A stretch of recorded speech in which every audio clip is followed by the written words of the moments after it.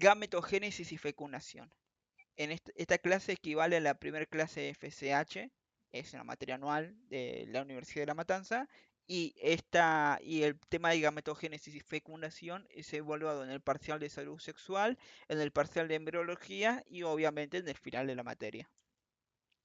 La bibliografía utilizada para este video es el Carson de Embriología, donde saqué todo lo que es gametogénesis y fecundación, y el Guyton y Hall lo utilicé para diferenciar lo que era el ciclo sexual o el ciclo menstrual de la mujer con el ciclo ovárico y endometrial.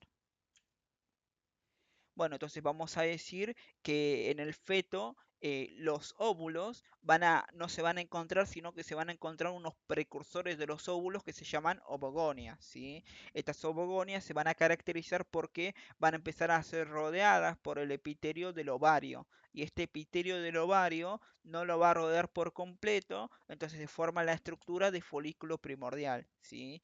Ahora, cuando el recién nacido nazca, no se van a encontrar ovogonias, sino ovocitos primarios. ¿Por qué? Porque cuando el recién nacido, en el transcurso del feto al recién nacido cuando nace, inician lo que es la meiosis 1. Y cuando inician la meiosis 1, estas ovogonias pasan a llamarse ovocitos primarios.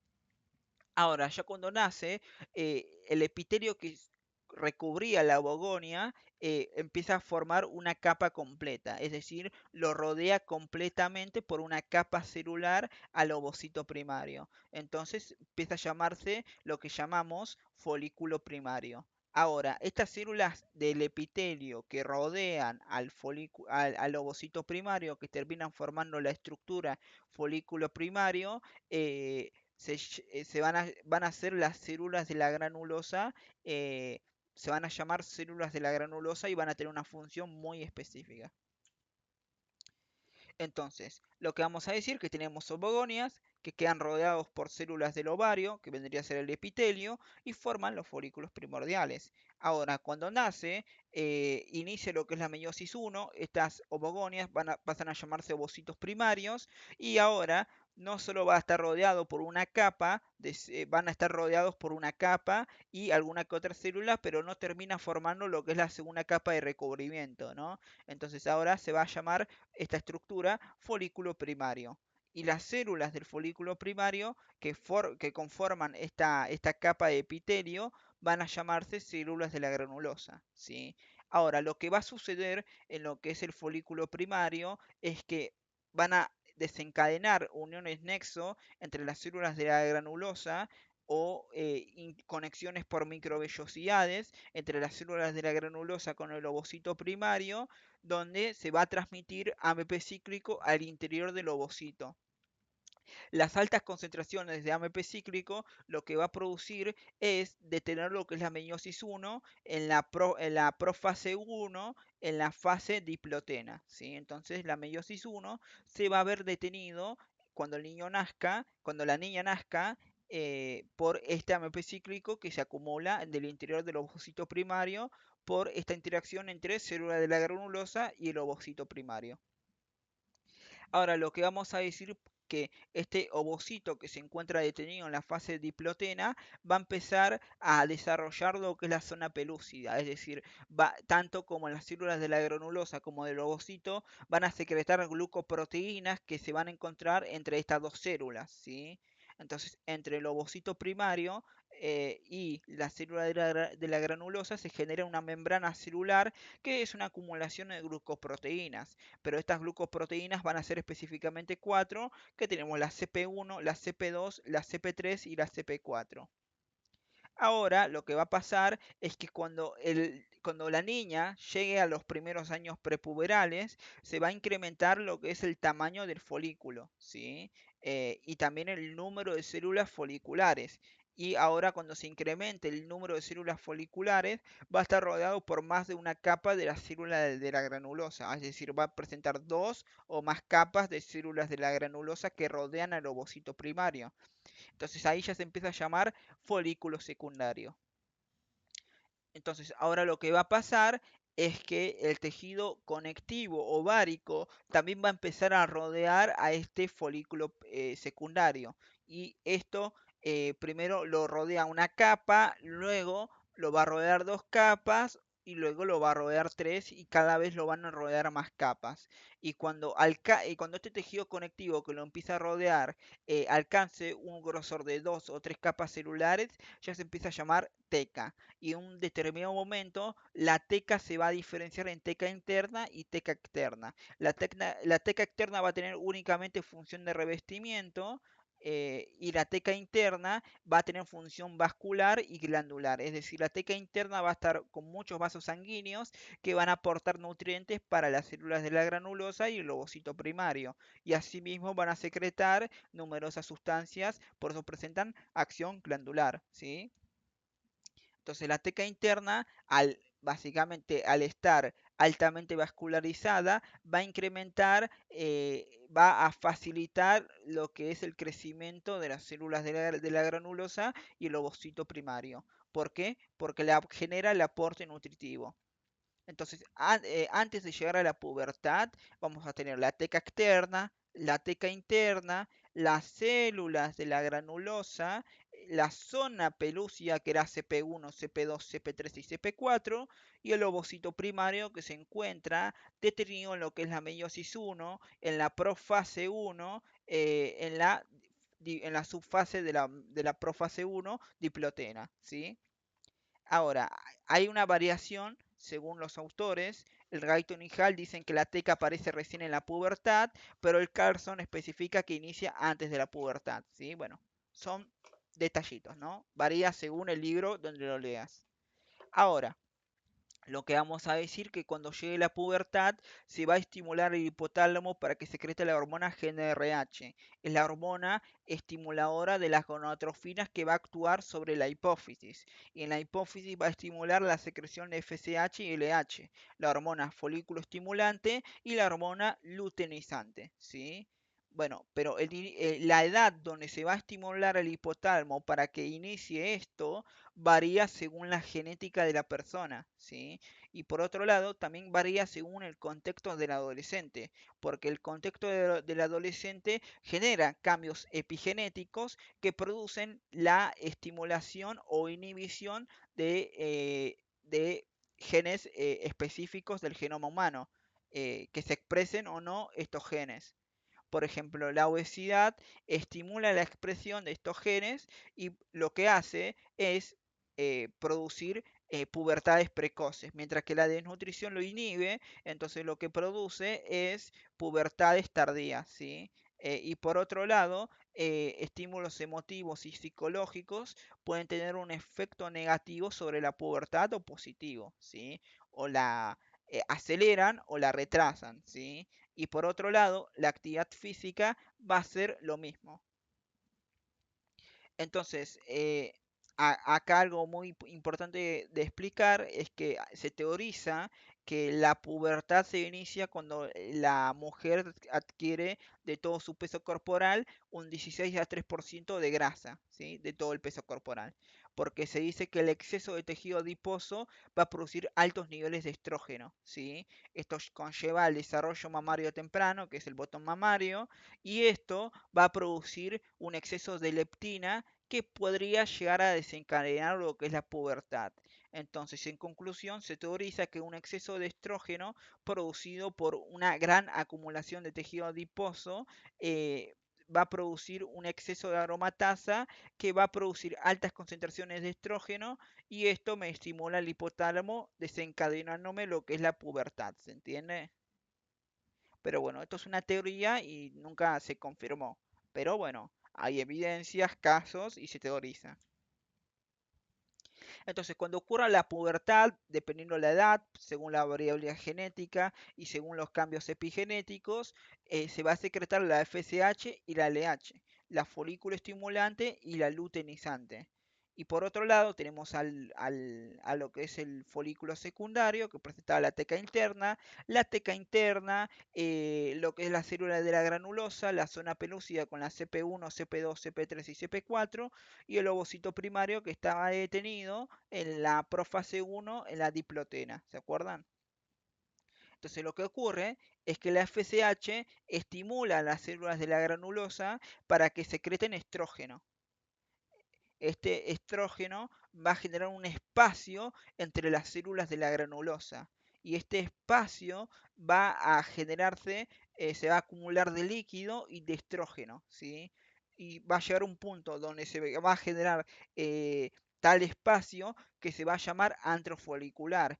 Y las células de la granulosa se van a disponer en dos organizaciones. Las células que rodean a lo que es el ovocito primario y las células que no lo rodean. Las células que no lo rodean se llaman células parietales y las células que lo rodean se llaman células cumulares. Lo importante de esto es que cuando se produzca la ovulación, las células cumulares van a acompañar a lo que es el ovocito primario, mientras que las células parietales no lo van a acompañar, sino que se van a quedar en el óvulo formando lo que es el cuerpo lúteo. Entonces, lo que vamos a decir, esto de la subdivisión de las células de la granulosa, por esto que es la formación del antro folicular. Y por otro lado, vamos a decir que la FSH tiene otras funciones, aparte de producir la secreción de estrógeno. En la célula de la granulosa va a estimular para que se sintetice también la enzima aromatasa. Y esta enzima aromatasa genera la conversión de andrógeno a estrógeno y la conversión de estrógeno a estriadol, que es un subtipo de estrógeno, ¿sí? Y por otro lado, la hormona estimuladora de las gonadotrofinas también secreta la secreción de LH. La luteinizante va a actuar sobre la teca interna estimula la producción de andrógenos.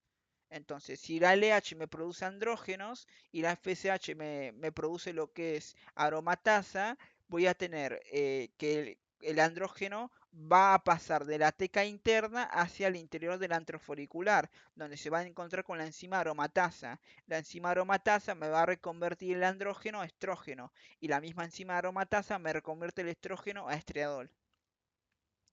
Entonces, en este punto voy a tener mucho estrógeno, muchos andrógenos, poco estriadol, porque recién se me produce la aromatasa, ¿sí?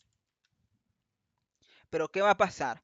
La FSH va a actuar hasta un punto, o sea, siempre va a haber una secreción de FSH, pero va a llegar a un punto donde la FSH va a producir suficiente aromatasa como para que pueda procesar este exceso de estrógeno y andrógeno que yo tenía.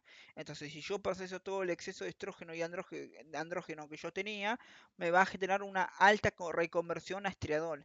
Y esto me va a generar un pico de estriadol, ¿sí? Este pico de estriadol después viene con un descenso de estriadol. ¿Y por qué es el descenso? Porque yo ya procesé todo este exceso de estrógeno y andrógeno. Entonces ya no tengo más estriadol como para producirse. Ya se me acabó, ya se me disminuyó lo que es la materia prima. ¿Se entiende? Ahora, lo que vamos a decir que el del pico de estriadol va a estimular lo que es el hipotálamo y lo va a estimular para que secrete altas concentraciones de la hormona GnRH, que es la hormona estimuladora de la gonadotrofina. Esta alta producción de la GnRH en la hipófisis me va a producir alta concentración de FSH y LH. Entonces me va a producir el pico de LH y un pequeño pico de FSH. Entonces, el pico de estriadol es el causante del pico de LH y FSH porque me estimula lo que es el hipotálamo. Y el pico de estriadol siempre antecede al pico de LH. ¿Se entiende?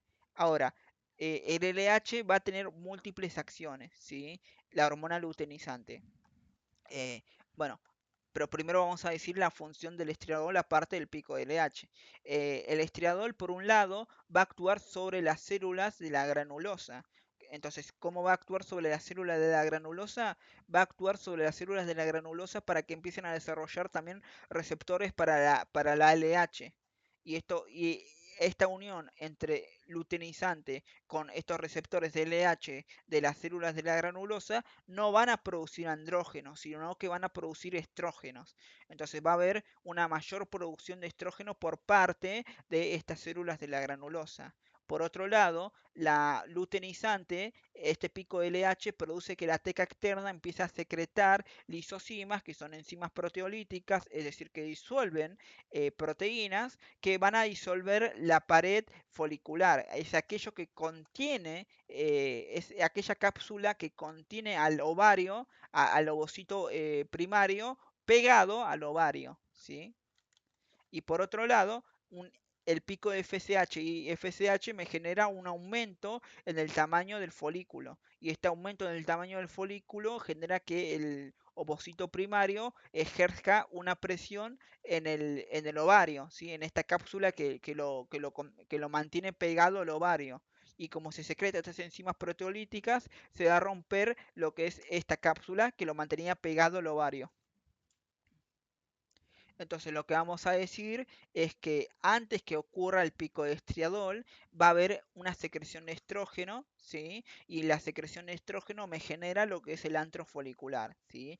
Va a llegar a un punto donde va a acumular suficiente tamaño, ¿sí? Que va a empezar a llamarse folículo terciario y folículo de Graf. Y generalmente, ¿cuál es el parámetro que se utiliza para decir si es un folículo de Graf o un folículo terciario? Cuando ya genera una ampolla en lo que es el ovario, ¿sí? Ya está generando una presión sobre la pared del ovario, ¿se entiende? Entonces el pico de estriadol me va a desencadenar lo que es el pico de LH y el pico de LH por otro lado, ¿se acuerdan que habíamos dicho que el folículo primario, habíamos dicho que las células de la granulosa con el ovocito primario generan uniones nexo o uniones gap o uniones mediante microvellosidades que producían el pasaje de AMP cíclico al interior del ovocito primario? eh, el pico de LH me rompe estas uniones, entonces el AMP cíclico que se encontraba en altas concentraciones del ovario primario empieza a ser degradado por las propias enzimas del ovocito primario, ¿sí? Y se disminuye la concentración de AMP cíclico. La disminución la disminución del AMP cíclico me va a reactivar lo que es la meiosis 1, ¿sí? Entonces el pico de LH me produce la reactivación de la meiosis 1. ¿Y dónde se encontraba detenido? En la profase 1, en la subfase diplotena, ¿sí? Entonces se reanuda lo que es la meiosis 1, el ovocito se va a dividir en lo que es el ovocito secundario y el primer cuerpo polar, ¿sí? Y va a salir de lo que es el ovario. ¿Por qué sale del ovario que estaba pegado? Porque habíamos dicho que ya generaba una presión sobre el ovario y por otro lado, la teca externa secretaba estas enzimas proteolíticas que me producían la ruptura de la cápsula que mantenía pegado al ovocito a la pared del óvulo, ¿sí? Entonces ahora lo que se produce es que el ovocito, como ya finalizó lo que es la meiosis 1, se va a llamar ovocito secundario, ¿sí? Y va a estar acompañado por lo que es el primer cuerpo polar. Ahora, lo que vamos a decir que las únicas células que van a acompañar al folículo primario va a ser básicamente las células cumulares, las células que rodean al ovocito primario, que son nada más y nada menos que células de la granulosa. Pero cuando se libere, lo que se va a empezar a llamar estas células de la granulosa la corona radiada. Mientras tanto, el resto del folículo, que ahora no tiene el ovocito primario, sino que acá va a presentar un agujero, va a empezar a acumular líquidos por la acción de la luteinizante y va a empezar a colorearse amarillo porque acumuló lípidos. Y por otro lado, la LH va a producir que las células de la teca interna y las células de la granulosa se diferencien a células luteinizantes. Y estas células luteinizantes se van a encargar, básicamente, de producir estrógeno y progesterona. Y cuando generen esta luteinización, se va a diferenciar a lo que nosotros llamamos cuerpo lúteo, eh, y se va a quedar en el ovario secretando estrógeno y progesterona, estrógeno en pocas cantidades, progesteronas en altas concentraciones, apoyando básicamente a lo que es al ovocito secundario, que ya se fue con la corona radiada y su primer cuerpo polar hacia el interior de la trompa de falopio. Ahora, ¿cómo se supone que el ovocito primario cuando sale, cuando se despega del óvulo, entra a lo que es la trompa de falopio? Va a entrar porque va a presentar unas fibras que son como dedos, básicamente, que van a meterlo hacia el interior de la trompa de falopio. Entonces, el primer sector donde se van a encontrar es la ampolla y luego esta misma trompa de falopio va a generar movimiento ciliado y va a generar contracción del músculo liso moviendo a lo que es el ovocito secundario hasta el istmo, luego hacia el segmento intramural y luego hacia el útero para que se pegue a la pared uterina si es que se desarrolló la fecundación. Entonces, la estructura específica del ovocito secundario es esto que nosotros nombramos corona radiada, zona pelúcida por debajo. Lo que vamos a encontrar es el ovocito primario con su membrana plasmática y en la periferia el primer cuerpo polar. Por otro lado, decimos que se libera de la cápsula y cuando se libera de la cápsula se reactiva la meiosis 1 y sale lo que es el ovocito secundario con la corona radiada. Y por otro lado, el folículo de Graf o folículo terciario se queda ahí atrapado en lo que es el óvulo. Ahora viene la hormona luteinizante, hace que acumule lípidos, adopta esta coloración amarilla porque acumula lípidos y por otro lado la LH diferencia a estas células, la granulosa y la teca interna, para que se vuelvan células luteinizantes y van a formar lo que es el cuerpo lúteo o cuerpo amarillo. Ahora, en caso, lo que vamos a decir que cuando o sea, lo que vamos a decir es que la hormona folículo estimulante no estimula únicamente a un solo ovocito, sino que estimula a múltiples ovocitos. Según el libro de Carson, estimula alrededor de 50 folículos y a partir del día 7 de a partir del día 7 a partir del día 7 de la secreción de FSH, hay un folículo que va a adquirir mucho tamaño y va a secretar lo que es la inhibina. Y la inhibina va a disminuir la concentración de la FSH. Y cuando no haya concentración, cuando disminuya la concentración de FSH, me va a producir la muerte de los restantes 49 folículos que también fueron activados por la FSH para que empiecen a acumular tamaño. Todo esto es antes que ocurra la ovulación, ¿sí? Entonces, repasando, en el feto tenemos las ovogonias. Estas ovogonias son precursores a los óvulos. Estas ovogonias se van a encontrar en los ovarios. Ahora, estas ovogonias van a empezar a ser rodeados ¿por qué? Por células del epitelio y van a formar ¿qué cosa? El folículo primordial, ¿sí? Ahora, cuando inicien lo que es la meiosis 1 se va a llamar ovocito primario. Cuando inician la meiosis 1? Ya cuando nacen en el nacimiento. Y en el nacimiento, estas células epiteliales van a empezar a rodearlo completamente y formar una capa celular. Y esto se va a llamar folículo primario. Ahora, eh, antes del inicio de la pubertad, el ovocito se incrementa un poco el tamaño y además estas células foliculares empiezan básicamente a multiplicarse. Entonces se forman dos o más capas de células de la granulosa, ¿sí? Este epitelio ovárico que la empezaba a rodear. Entonces acá se llama folículo secundario ya. Y acá, según el libro que leas, por ejemplo el Carson, va a decir que también va a desarrollar lo que es la teca, y luego esta teca se diferencia en teca interna y teca externa, que es tejido conectivo que lo va a empezar a rodear también. Y si no tenés el Guyton-Hall, que establece que esta teca se va a desarrollar recién cuando se secrete la FSH y la LH. Bueno, entonces va a llegar la pubertad, va a haber determinados estímulos que van a desencadenar que el hipotálamo secrete la GnRH, la hormona estimuladora de las gonadotrofinas. Esto va a actuar a nivel de la hipófisis para que se secrete FSH y LH. Ahora, esta secreción me produce la secreción de FSH y LH. La FSH actúa sobre las células de la granulosa para que secrete ¿qué cosa? Estrógeno. Este estrógeno me genera un espacio que me termina generando el antro folicular. Y la LH actúa sobre quién? Sobre la teca interna para que secrete andrógenos. Y la FSH también producía lo que era que la célula de la granulosa secrete la enzima aromatasa. La enzima aromatasa que está acá graficada en forma de triángulo me convierte el andrógeno a estrógeno y el estrógeno a estriadol. Todo este movimiento y secreciones van a hacer que adquiera un gran tamaño este folículo secundario y ya no se pueda llamar más folículo secundario, sino que se llama folículo terciario o folículo de Graf, ¿sí? Entonces, después lo que va a suceder es que este folículo de grafo, folículo terciario, va a secretar lo que es la inhibina y la inhibina mata al resto de los 49 folículos que fueron estimulados por la FSH. De manera que el folículo de grafo y folículo terciario acumula tamaño esperando lo que era el pico de LH, ¿se acuerdan?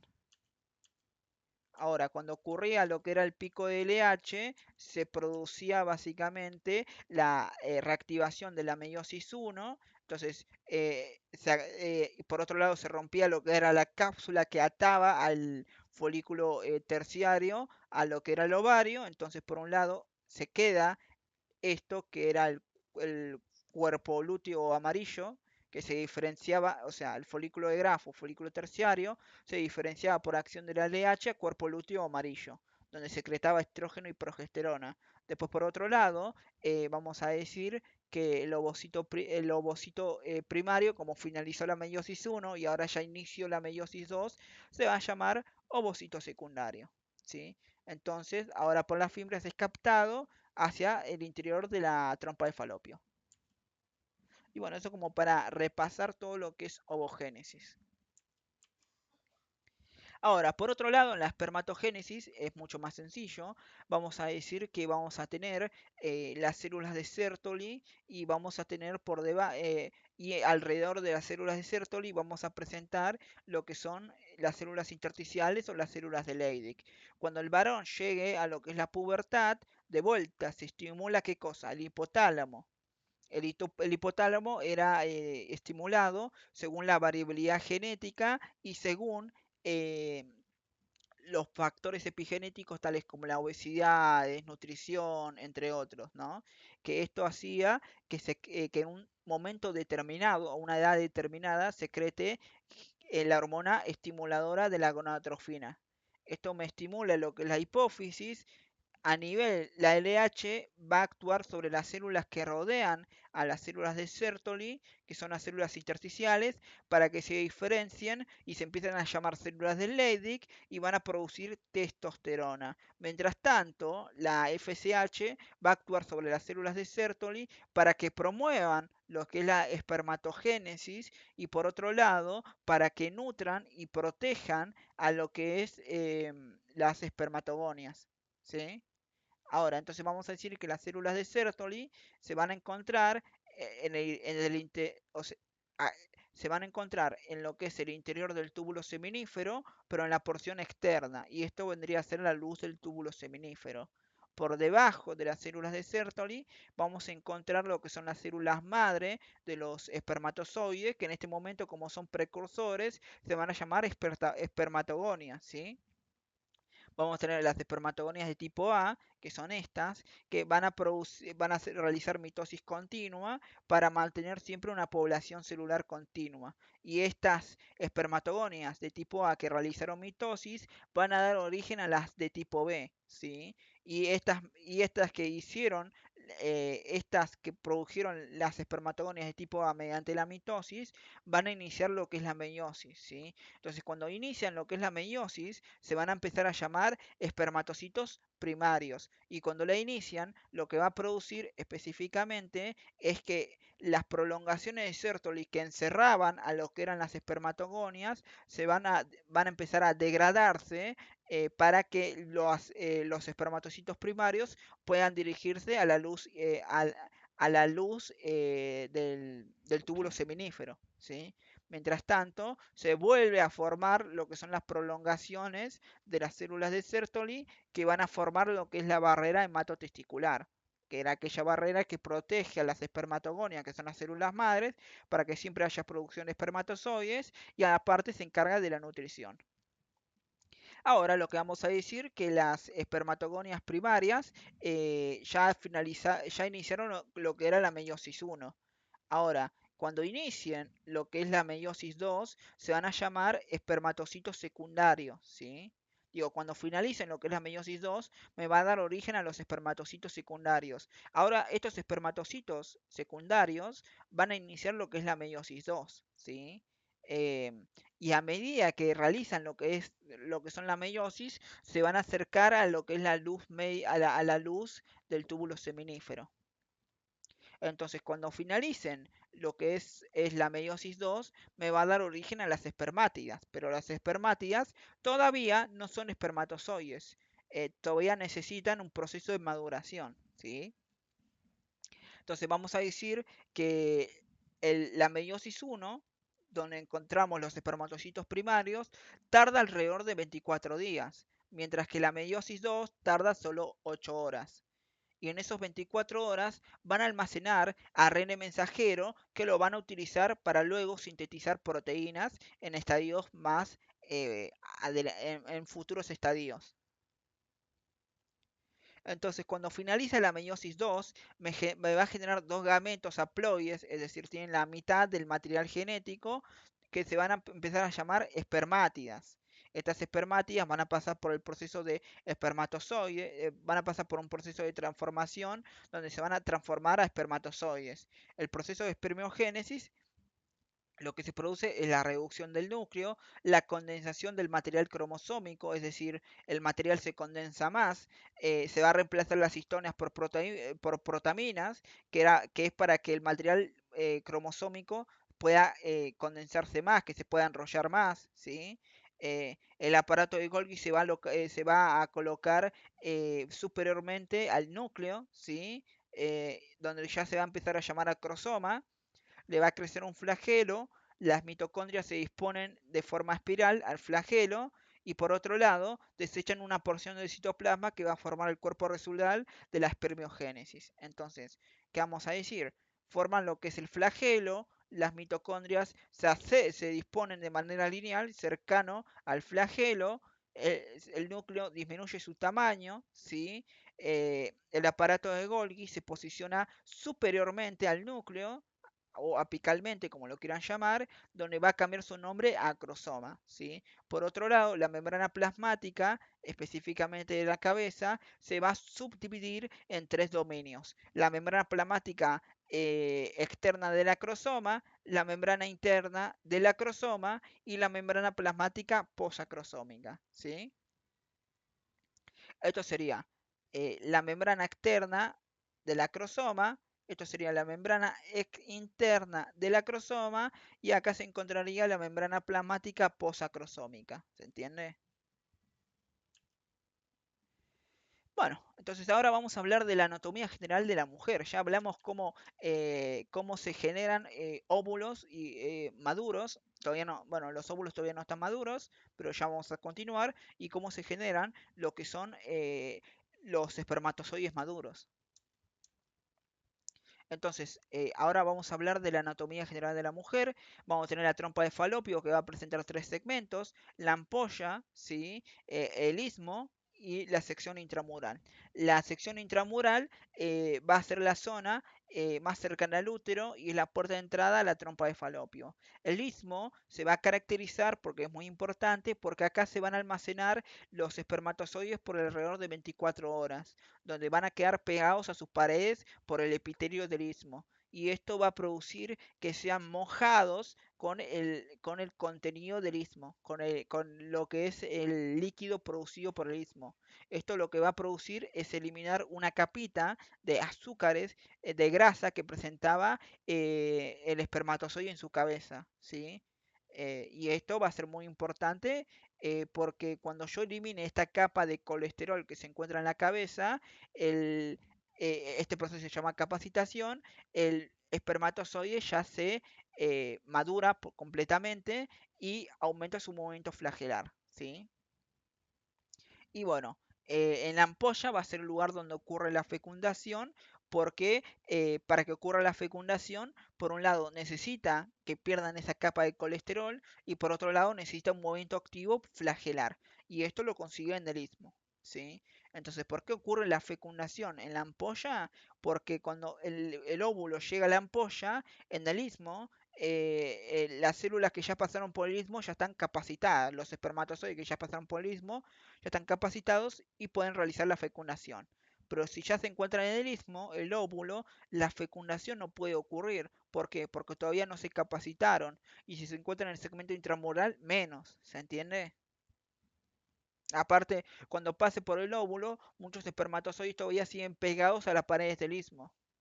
Entonces no van a poder fecundar. porque van a estar pegados por alrededor de 24 horas.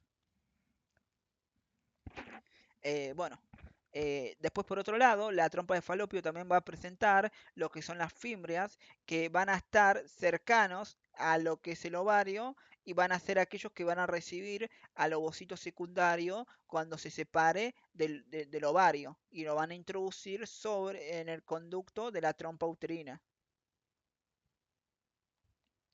Luego el útero, lo que vamos a tener es que va a presentar una capa interna que va a ser el endometrio, una capa intermedia que va a ser el miometrio y una capa externa que va a ser el perimetrio. Bueno, la capa endometrial se va a llamar funcional porque se va a desprender en cada periodo menstrual y en el parto, ¿sí? Y la capa basal que va a ser específica, bueno, el endometrio se va a subdividir en dos partes, por un lado la porción funcional, que es la porción más externa, y la porción basal, donde la basal siempre permanece intacta, mientras que la funcional se desprende en cada periodo menstrual y parto. Vamos a decir que el endometrio va a estar compuesto por cuatro estructuras, que es el epitelio superficial cilíndrico, las glándulas uterinas, el estroma del tejido conectivo especializado y las arterias espirales. ¿Sí? Estas cuatro estructuras se van a encargar de la implantación y la nutrición del embrión en la pared uterina, ¿sí? Porque la pared que va a entrar en contacto inicialmente con lo que es el embrión, con lo que es el cigoto inicialmente, es el endometrio en su porción funcional. Luego, por debajo del útero, vamos a tener la salida del útero, que va a ser el cuello uterino. Este cuello uterino va a secretar un moco rico en glicoproteínas, que por un lado facilita lo que es la penetración y por otro lado lo protege frente a infecciones bacterianas. Entonces vamos a decir que cuando la mujer se encuentra en un ciclo menstrual donde no está en la etapa fértil, este moco es muy denso y pegajoso, ¿sí? Entonces, la mujer en esta etapa no es fértil, mientras que cuando ya se va volviendo flexible a líquido, la mujer empieza a ser fértil. Eh, Después vamos a decir que tenemos la vagina, que es básicamente el canal del couto y la vía de parto. Va a estar formado por epitelio escamoso estratificado y este se va a caracterizar por tener un pH de 4,3, es un pH ácido, un pH muy bajo, ¿sí? Que va a ser por las secreciones vaginales. Justamente tiene una acción bactericida que impide básicamente el ingreso de bacterias por el canal vaginal. ¿Por qué? Porque si ingresa una bacteria por el canal vaginal, lo que va a producirse es que después va a pasar por el cuello uterino, donde no hay donde lo único que lo va a tener es el moco, ¿sí? Pero después lo que va a pasar es que va a pasar al útero y del útero va a pasar a lo que es la trompa de falopio y en la región de la ampolla puede salir de la trompa de falopio para ir hacia el interior de la cavidad abdominal, es decir, ir básicamente hacia el peritoneo, hacia las vísceras, y cuando vaya ahí te va a generar una infección sistémica y sueles tener alta mortalidad de esta infección. Es por eso que todo el tiempo hay secreción específicamente del moco para impedir el ingreso de bacterias, porque la mujer se puede morir, ¿sí?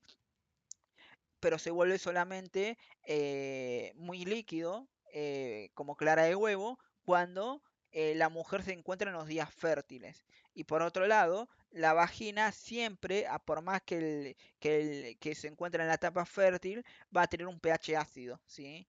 Pero bueno, eh, lo que vamos a tener en el esperma son otros líquidos que van a lidiar con esta pH, con este pH ácido, con la acidez del pH de la vagina, ¿sí?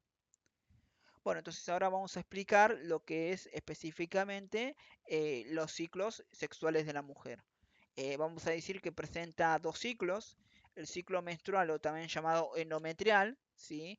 Que van a ser todos los cambios que ocurren a nivel del endometrio, y por otro lado el ciclo menstrual que va a ser el ciclo folicular, que van a hacer todos los cambios que van a ocurrir a nivel del folículo, a nivel del ovario.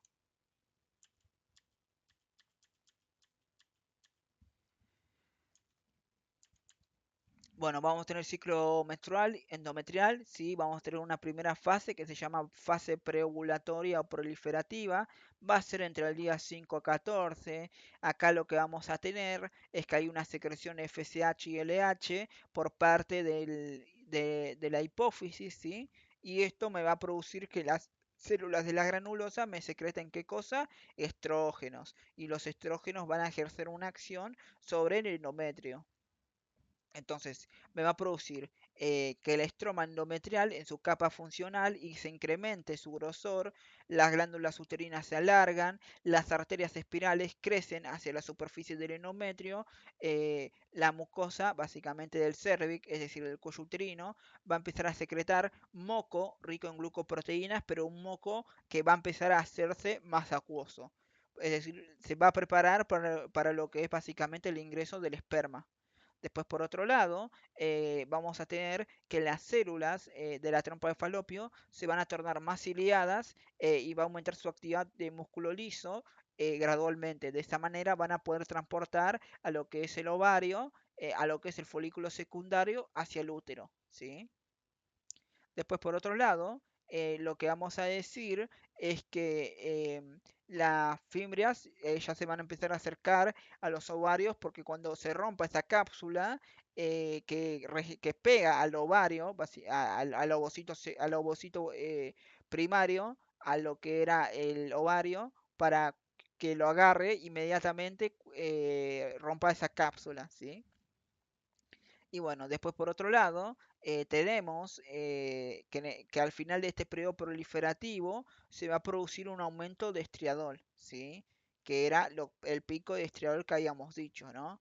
Esto me va a producir una estimulación en el hipotálamo para que se me secrete la hormona GnRH, que es la hormona estimuladora de la gonadotrofina, ¿sí?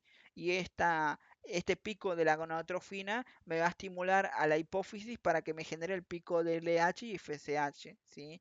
El pico de LH me va a inducir la ovulación eh, y cuando me induzca la ovulación, por un lado, el ovocito primario se diferencia a ovocito secundario, es captado por las fimbrias, ¿sí? Y por otro lado, lo que tenemos es que el folículo de grafo, folículo terciario, se va a transformar cuerpo lúteo y va a empezar a secretar lo que es estrógeno y progesterona, pero principalmente progesterona y estrógeno en menor medida.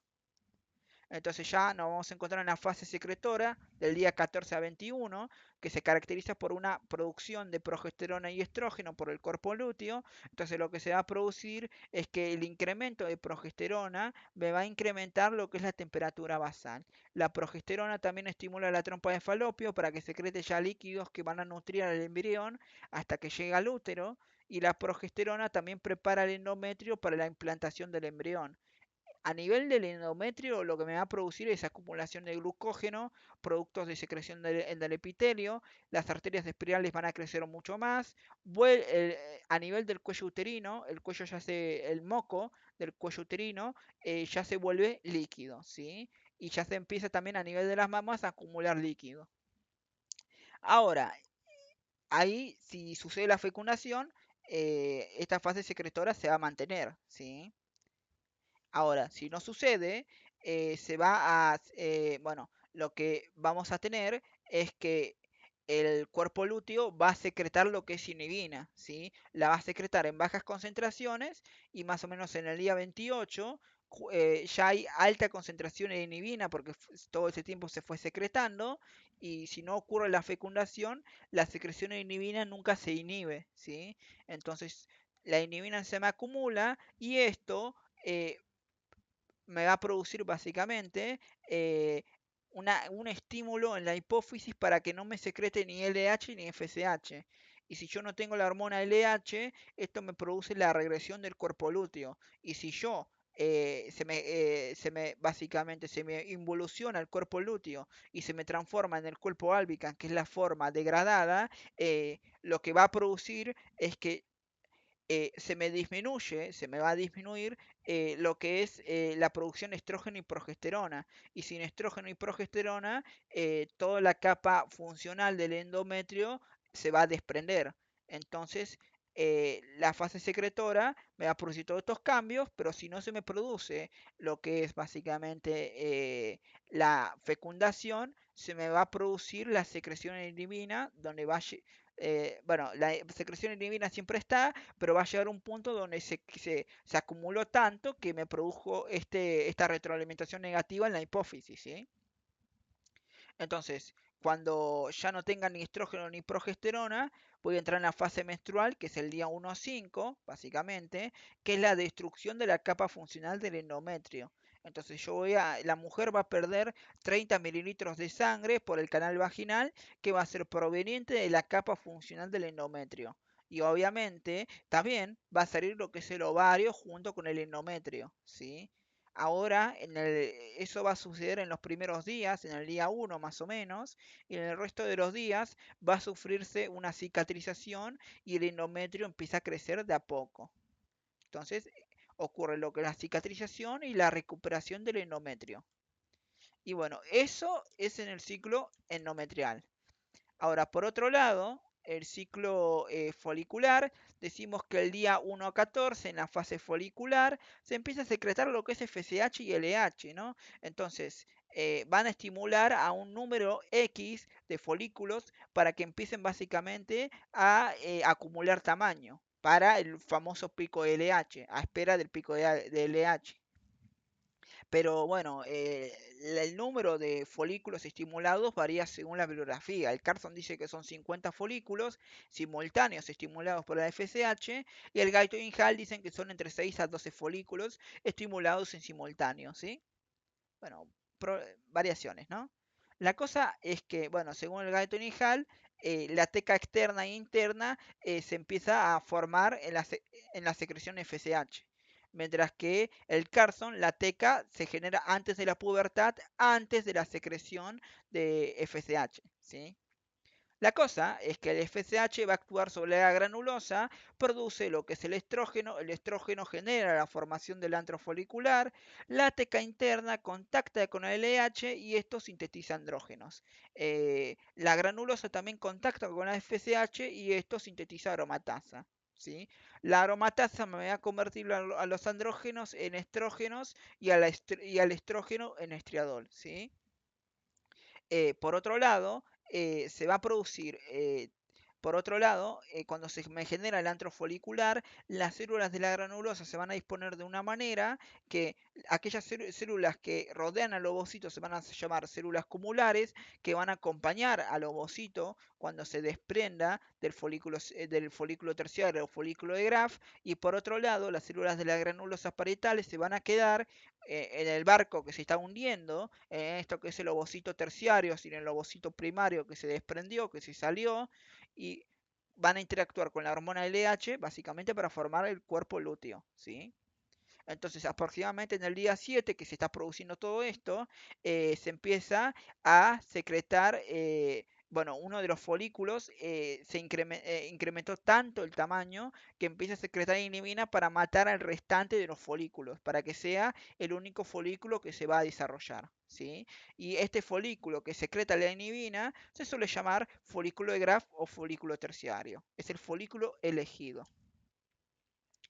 Entonces, en la fase folicular, en los últimos días, vamos a tener un exceso de estrógeno, un exceso de andrógeno y poca aromatasa, ¿sí? Pero la FSH también me aumenta la cantidad de aromatasa. Entonces va a llegar un momento donde generé suficiente aromatasa como para lidiar con este exceso de estrógeno y andrógeno. Entonces se me va a producir mucha cantidad de estriadol porque procesé todo el estrógeno y andrógeno que tenía acumulado. Entonces, esto lo que me va a producir es que este pico de estriadol que se me genera en el día 14 me estimule a la hormona, me estimule al hipotálamo para que me secrete la hormona estimuladora de la gonadotrofina. Y esta producción después va a actuar a nivel de la hipófisis para producir FSH y LH en mayor cantidad. Y esto me va a producir lo que es el pico de FSH y el pico de LH. Ahora, en la fase lútea lo que vamos a tener es que por un lado el pico de LH me va a producir que el folículo aumente de tamaño rápido, ¿sí? Generando presión en la cápsula que rodea al folículo terciario. Por otro lado, el pico LH va a actuar sobre la teca interna, produciendo que secrete lisocimas con actividad proteolítica que me degradan esta cápsula. Y por otro lado, el pico LH me inhibe lo que eran las uniones nexo o gap entre, entre las células de la granulosa y el ovocito primario. Entonces, deja de haber ingreso de AMP cíclico, el poco AMP cíclico que se encuentra en el ovocito primario es metabolizado por enzimas, y ahora que es básicamente que se disminuyó el AMP cíclico, se reactiva lo que es la meiosis 1, que estaba detenido en la profase 1, diplotena, ¿sí? Ahora la meiosis 1 finaliza y también al mismo tiempo se rompe la cápsula que rodea el folículo. Y ahora el ovocito primario se va a diferenciar, se va a dividir en lo que es el ovocito secundario y el primer cuerpo lúteo que lo acompaña, ¿sí? No, el primer cuerpo polar que lo acompaña. Pero por otro lado, lo que vamos a decir es que las células de la granulosa que lo van a acompañar al ovocito secundario van a ser las células, van a ser las células cumulares que rodeaban al ovocito primario en lo que era el antro folicular, ¿sí? Ahora, por otro lado, ahora es captado por las fimbrias y ingresa al interior de la trompa de falopio, donde primero se va a encontrar en lo que era la ampolla. Ahora, por otro lado, lo que va a pasar es que la luteinizante va a actuar sobre el folículo de Graf que ya no presenta el ovocito primario, y la luteinizante va a producir una diferenciación de las células de la granulosa, una diferenciación de la teca interna para que se transformen en hormonas luteinizantes. Y por otro lado, estimula la acumulación de lípidos en este cuerpo lúteo que me va a formar esta coloración amarilla, y es por eso que este cuerpo lúteo también se llama cuerpo lúteo o cuerpo amarillo, ¿sí? Entonces lo que se va a producir es que estas células de la teca interna y de la célula de la granulosa que se diferenciaron a células luteinizantes van a empezar a secretar lo que es estrógenos en poca cantidad y progesterona. Entonces, básicamente, lo que va a suceder en el día 14 a 21, 28 en la fase lútea es básicamente que estas células van a secretar estrógeno y progesterona y se van a diferenciar en lo que es el cuerpo polar. En caso que no ocurra la fecundación, se va a producir la involución del cuerpo lúteo. El cuerpo lúteo va a secretar de manera continua pocas cantidades de inhibina para que en caso que no ocurra la fecundación, se acumule suficiente inhibina para una retroalimentación negativa en la hipófisis, disminuyendo la secreción de FSH y LH. Si estas células luteinizantes no reciben LH, se produce su involución y se empiezan a modificar al cuerpo albicans, donde pierde su función. Y sin cuerpo lúteo o amarillo no va a haber estrógeno y progesterona. ¿Y qué va a producirse? Que se caiga la capa funcional del endometrio que ya habíamos explicado. Bueno, entonces ahora vamos a explicar el transporte del óvulo. Entonces el folículo terciario, que es el folículo de Graf, se va a dividir en el cuerpo lúteo, ¿sí? Y en el ovocito secundario, que presenta el primer cuerpo polar en su interior, en la periferia, que ya lo habíamos explicado. Entonces el cuerpo lúteo, ahora que se encuentra en el ovario, ¿sí? El cuerpo lúteo se encuentra en el ovario y va a apoyar al ovocito secundario con la secreción de estrógeno y progesterona, ¿sí? Ahora, el ovocito secundario es captado por las fimbrias, es ingresado lo que es la trompa uterina, ¿sí? Y ahora por el movimiento ciliar y el músculo liso va a pasar de la ampolla al istmo y luego al segmento intramural hacia el útero, ¿sí? Hacia la pared uterina. Entonces el transporte para que pueda finalizar el transporte de la ampolla, tarda alrededor de 72 horas. ¿Por qué tarda 72 horas? Porque se queda esperando a los espermatozoides. Los espermatozoides se quedaban 24 horas en lo que era el istmo, realizando lo que era el proceso de capacitación.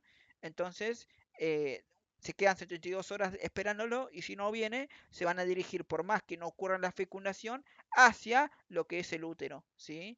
Entonces, en 8 horas van a pasar por el istmo, por el segmento intramural, y van a pasar al útero, ¿sí? Ahora, en caso que no pasen las 80 horas, el óvulo termina siendo fagocitado, ¿sí? Y también se produce el pasaje de cuerpo lúteo o cuerpo albicans. Entonces, este óvulo y el endometrio termina básicamente siendo expulsado por lo que es la sangre de la menstruación. Bueno, ahora vamos a hablar del transporte de los espermatozoides, ya que hablamos de eso. Los espermatozoides habíamos dicho que se encontraban en el túbulo seminífero, que estos son los túbulos seminíferos, ¿sí? El túbulo seminífero va a presentar la luz básicamente del túbulo seminífero, y ahora, por una producción de líquido, van a pasar por esta presión de líquido a esta red testicular. Y de la red testicular van a pasar por los conductos eferentes hacia lo que es la cabeza del epididimo, que es esto. Luego van a pasar por la cabeza del epididimo y luego van a pasar por lo que es la cola del epididimo. ¿Sí? Van a pasar primero por la cabeza, luego pasan por el cuerpo y luego pasan por la cola.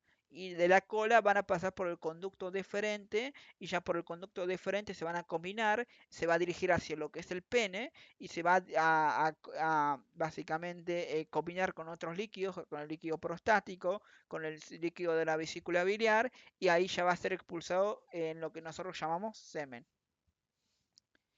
Entonces lo que va a pasar básicamente es que en el epididimo se van a acumular lo que son los espermatozoides, ¿sí?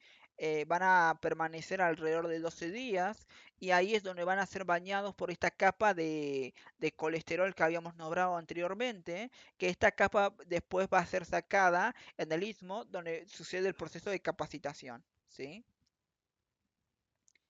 Entonces, cuando ocurra, básicamente, la eyaculación por parte del hombre, eh, el, todo el esperma que se había acumulado en la cola del epididimo va a salir por el conducto deferente y por el pene, ¿sí? En esto que llamamos semen. Ahí se mezcla con el líquido prostático, que es rico en ácido cítrico, en fosfatasa ácida, zinc e iones de magnesio, el cual se va a encargar básicamente de lidiar con el pH ácido de la vagina. Y por otro lado, el líquido de la vesícula, que es rico en fructosa y prostaglandinas, que este se va a encargar de la nutrición de los espermatozoides, ¿sí? Entonces, los espermatozoides se encuentran en un pH de 7.2 a 7.8 y van a entrar en contacto con la vagina, que tiene un pH de 4.2, ¿sí? Y bueno, el esperma está compuesto, entre 2 a 6 mililitros de esperma está compuesto por alrededor de 40 a 250 millones de espermatozoides. Y con 25 millones de espermatozoides es posible lo que es la fertilidad. Entonces lo que vamos a decir es que debido a la acidez de la vagina por sus secreciones, una vez que llegue lo que es el esperma, lo que va a pasar es que el líquido prostático lidia básicamente con el pH vaginal para que puedan avanzar mediante movimiento flagelar y por la presión uterina eh, hacia em, hacia el cuello uterino, ¿sí? Eh, pero lo que va a pasar por la presión intravaginal, por eso no por la presión intravaginal y el movimiento flagelar van a llegar hacia lo que es el cuello uterino, ¿sí? Pero este esperma solo puede básicamente volver neutro a este pH de la vagina solamente por 10 segundos. Entonces todos los espermas que no llegaron a este segmento cercano al cuello uterino, en estos 10 segundos terminan muriendo en lo que es la vagina, ¿sí? Ahora, los espermatozoides que llegaron al cuello uterino por el movimiento flagelar y por esto que es la presión intravaginal, terminan atravesando el cuello uterino. Entonces llegan a lo que es el útero y una vez que llegan acá van a tener señales que le van a indicar en qué trompa de falopio se encuentra el óvulo, el ovocito secundario que va a ser ovulado, ¿no? Entonces va a seguir estas señales y se va a dirigir, va a pasar a la trompa de falopio, va a ir a la correcta, también puede pasar que vayan a la incorrecta, eh, y después lo que va a pasar es que va a pasar por el segmento intramural, va a pasar por el segmento del istmo, pero ¿qué va a pasar en el istmo? En el istmo se van a quedar atrapados por 24 horas con el epitelio, se quedan pegados, ¿no?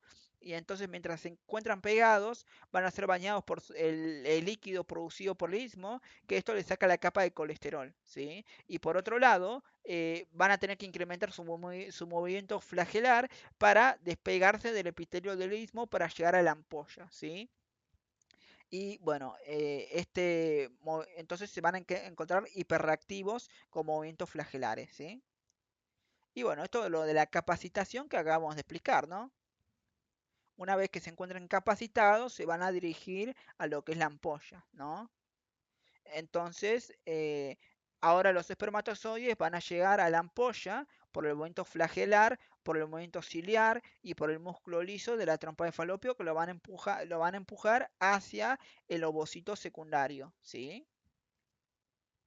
Y bueno, iba a pasar como Homero, básicamente, que se está moviendo, todos los espermas están alcanzando lo que es la ampolla. Y está ahí Homero, sino el movimiento hiperreactivo del espermatozoide.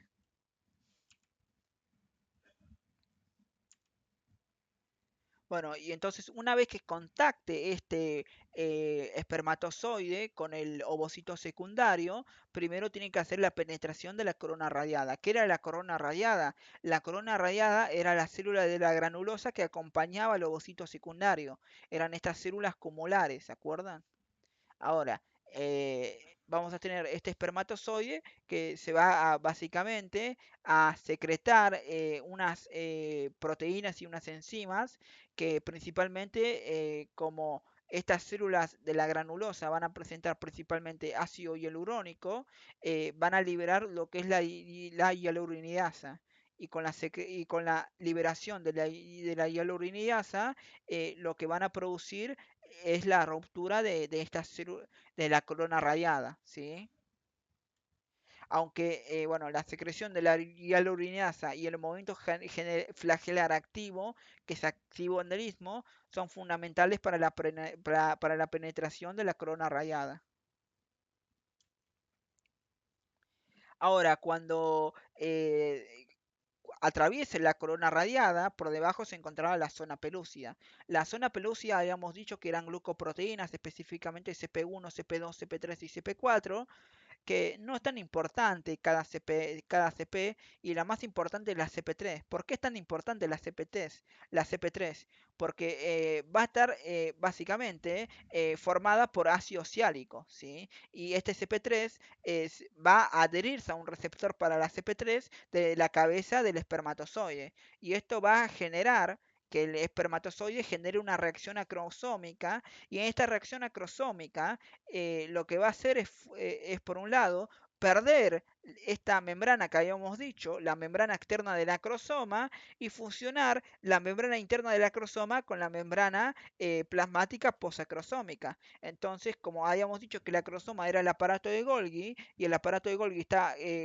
está formado por múltiples enzimas, se van a liberar, por un lado, pierde el aparato de Golgi, y por otro lado, se va a liberar múltiples enzimas que se van a encargar de degradar estas glucoproteínas de la zona pelúcida, ¿se entiende? Eh, entonces, una de las enzimas principales que se van a encontrar en el acrosoma es la acrosina, ¿sí? Y bueno, la CP3 va a tener un receptor específico para el espermatozoide de nuestra especie. Esto va a hacer que, por ejemplo, una mujer por la CP3, como no presenta un receptor que sea acorde, no puede embarazarse con otras especies. Bueno, entonces ahora una vez que ingresa el espermatozoide, va a ingresar ¿qué cosa? Va a ingresar lo que es el flagelo, la cabeza y el segmento intermedio. Ingresa el flagelo completo. Lo que sí se pierde es el acrosoma. Entonces, una vez que ingrese, se genera la prevención del polisperma. Es decir, la polisperma es básicamente cuando el óvulo se fusionó, cuando ingresó, lo que hay que hacer es bloquear para que evitar el polisperma, es decir, que ingrese nuevo esperma, o sea, que ingrese nuevos espermatozoides al óvulo. ya que su ingreso puede llegar a producir un desarrollo anómalo. Entonces, apenas ingresa, alrededor de 2 a 3 segundos, ocurre el bloqueo rápido del perisperma, que dura solo algunos minutos, que es la despolarización de la membrana plasmática del óvulo de 70 milivoltios a más 10 milivoltios. Después tenemos el bloqueo lento, que se empieza a preparar después del bloqueo rápido. Vamos a encontrar que el ovocito secundario, en su zona externa, cercano básicamente a la zona pelúcida, va a presentar gránulos corticales. Estos gránulos corticales van a fusionar su membrana con la membrana plasmática del ovocito secundario. Entonces, al fusionar su membrana, va a liberar el contenido de estos gránulos corticales al espacio perivitelino, y del espacio perivitelino se va a dirigir a la zona pelúcida. Ahora, el contenido de los gránulos corticales son principalmente dos. Por un lado tenemos polisacáridos y por otro lado enzimas hidrolíticas. Los polisacáridos se van a encargar de hidratar y van a hinchar a la zona pelúcida, haciendo que la zona pelúcida sea mucho más gruesa, ¿sí? Y que se aleje de lo que es el ovocito secundario. Y por otro lado, los gránulos corticales que se liberan enzimas hidrolíticas van a destruir el CP3 para que no puedan básicamente generar la reacción acrosómica y no puedan generar la ruptura de la zona pelúcida para poder ingresar a lo que es el óvulo, ¿se entiende? Entonces, en resumen, el bloqueo rápido es la despolarización de la membrana, el bloqueo lento es el aumento del tamaño de la zona pelúcida por estos polisacáridos y la destrucción de la CP3 de la zona pelúcida por estos gránulos corticales que liberan estas enzimas hidrolíticas. Ahora, una vez que atraviesa básicamente el esperma, o sea, una vez que ingresa al interior del ovocito secundario, lo que va a suceder es que va a haber un ingreso de calcio, ¿sí? Y el primer ingreso de calcio va a producirse básicamente porque el espermatozoide expresa la fosfolipasa CZ que estimula el ingreso de calcio. Y este ingreso de calcio produce que sodio salga del interior del ovocito secundario, que ingrese sodio al interior del ovocito secundario y que salga hidrógeno. Esto nos va a generar una elevación del pH y esto estimula el metabolismo oxidativo. Esta elevación del pH y este metabolismo oxidativo es fundamental para acelerar lo que es la meiosis 2 del ovocito secundario, ¿sí? Por otro lado, vamos a tener que el espermatozoide, como habíamos dicho, se encontraba con su material de ADN en forma de cromatina, pero esta estaba muy compactada y se encontraba enrollado no en histonas, sino en protaminas. Entonces, ahora tiene que degradar lo que son las protaminas y una vez que las degrada, las va a reemplazar por las histonas, ¿sí? Y ahora, una vez que reemplace estas protaminas por histonas, esta cromatina se va a básicamente enrollar y va a empezar a formar cromátidas, ¿sí? Y por otro lado, va a empezar a formar lo que es el pronúcleo masculino, ¿sí? Y después, por otro lado, lo que vamos a decir es que el óvulo se había detenido en lo que se encontraba en la metafase de la segunda meiosis. Entonces ahora va a completar lo que es la segunda meiosis y va a formar un segundo cuerpo polar, ¿sí? Y ahora que completa la segunda meiosis, va a empezar a formar el pronúcleo femenino, igual que el espermatozoide. Y estos pronúcleos se van a acercar uno sobre otro, ¿sí? Entonces, una vez formado lo que son los pronúcleos, antes de contactar con su ADN, cada cromosoma, esta cromatina, esta cromatina va a formar lo que son las cromátidas, ¿sí? Se va a enrollar y van a formar esas estructuras en forma de cromátidas.